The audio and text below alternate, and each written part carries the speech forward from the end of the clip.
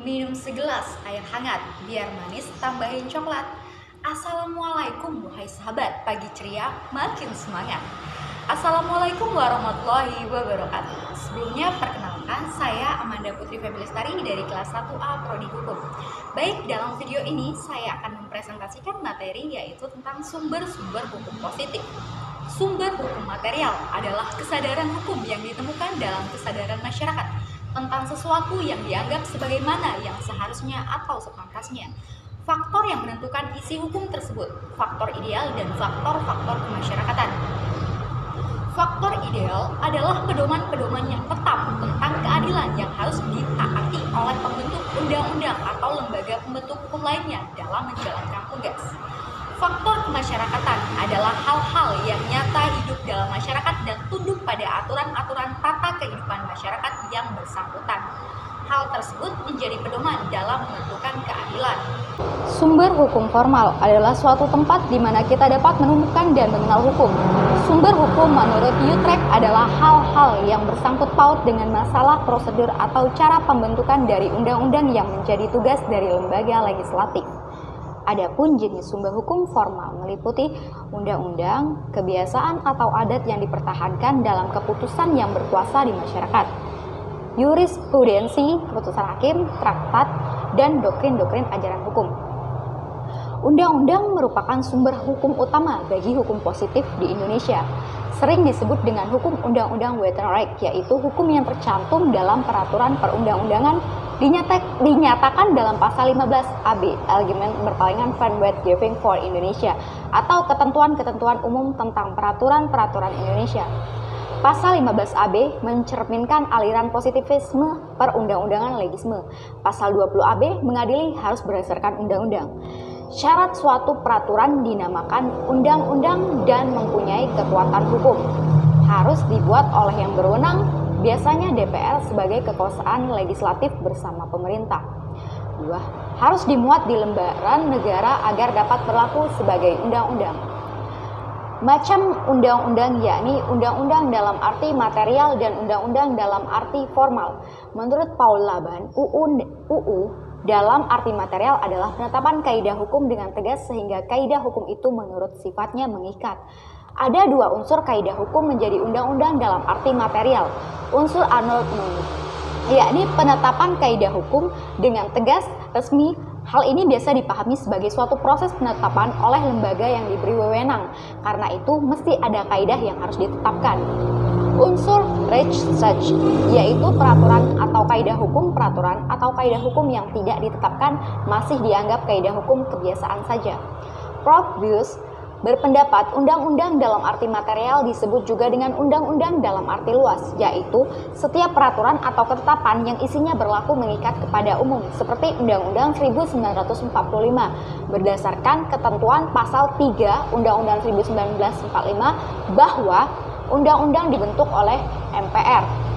Pendapat lain yang menyebutkan bahwa setiap keputusan pemerintah yang menurut bentuknya bukan undang-undang tidak ditetapkan oleh DPR bersama Presiden, tetapi menurut isinya langsung mengikat penduduk suatu daerah seperti penetapan Presiden, peraturan Presiden, keputusan yang ditetapkan oleh Presiden dibantu Menteri, pasal 5 Undang-Undang 1945 dan Perda.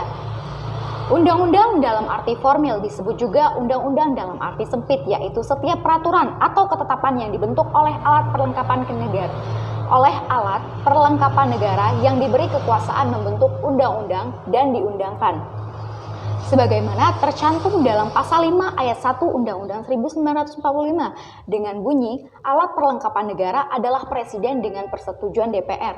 Ditinjau dari sudut cara pembentukannya, maka undang-undang merupakan peraturan yang dikeluarkan oleh badan pembentuk undang-undang negara yang mempunyai kompetensi. Undang-undang dalam arti formil disebut juga instrumen yang disebut undang-undang saja atau dengan istilah lainnya adalah undang-undang organik. Kebiasaan dan adat. Kebiasaan merupakan sumber hukum positif yang meliputi peraturan-peraturan. Syarat sebagai dasar timbulnya hukum kebiasaan adalah 1. Harus ada perbuatan dalam keadaan yang sama dan selalu diikuti oleh umum. 2. Harus ada keyakinan hukum dari golongan atau kelompok orang-orang yang berkepentingan. Keyakinan hukum mempunyai arti keyakinan hukum dalam arti material. Maksudnya, suatu keyakinan bahwa hukum atau suatu aturan itu memuat hukum yang baik. Keyakinan hukum dalam arti formil. Orang yakin bahwa aturan ini harus diikuti dengan tata dan tidak mengikat akan nilai dari isi aturan tersebut. Contoh hukum kebiasaan, sewa beli, yakni setelah pembayaran berkala dan lunas, maka kedudukan si penyewa berubah menjadi pemilik benda yang disewa tersebut. Menurut J.H.P. Bellevoet, hukum kebiasaan dinamakan juga dengan kebiasaan, yaitu meliputi semua peraturan-peraturan yang walaupun tidak ditetapkan oleh pemerintah, tetapi ditaati oleh seluruh rakyat. Karena mereka yakin bahwa peraturan itu berlaku sebagai hukum. Apa syarat-syarat yang diperlukan untuk menimbulkan hukum kebiasaan? 1. Harus ada perbuatan yang semacam dalam keadaan yang sama dan harus selalu diikuti oleh umum. 2. Harus ada keyakinan hukum daripada golongan orang-orang yang berkepentingan, disebut dengan opinio juris necessitatis. Keyakinan hukum ini mempunyai dua arti. Keyakinan hukum dalam arti material, suatu keyakinan bahwa hukum itu memuat aturan hukum yang baik. Keyakinan hukum dalam arti formil, orang yakin bahwa aturan itu harus diikuti dengan taat. Adat atau hukum adat adalah himpunan kaidah-kaidah sosial yang sejak lama ada dan mengatur tata tertib masyarakat, berasal dari tradisi masyarakat. Menurut Van Vollenhoven, adat istiadat dibedakan dalam dua bentuk, yakni adat yang bersanksi. Sanksi yang dimaksud adalah reaksi masyarakat terhadap salah satu perbuatan anggotanya yang tidak sesuai dengan apa yang dianggap benar. Adat yang bersanksi disebut hukum adat. Adat yang tidak bersanksi disebut adat istiadat. Hukum adat terbagi dalam dua bentuk, yaitu hukum adat tertulis, misalnya bermacam-macam piagam raja, surat pengesahan raja atau kepala adat. 2. Hukum adat yang tidak tertulis, yang berupa perjanjian adat.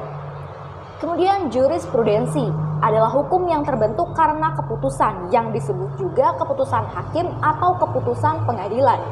Jurisprudensi dapat menjadi sumber hukum positif di Indonesia dalam hal-hal sebagai berikut.